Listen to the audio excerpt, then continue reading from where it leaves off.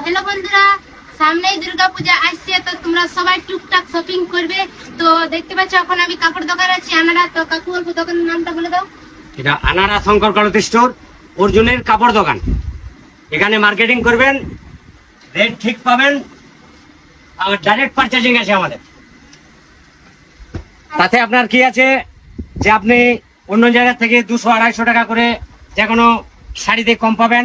এটা অ্যাকচুয়ালি শাড়ির শোরুম। দেখুন শাড়ি দেখুন খুব সুন্দর আছে, আর বাজেটও সেরকম বেশি নাই। তো তোমরা সবাই আসো, আর সবাই হালকার মধ্যে যেরকম পারবে শপিং করো।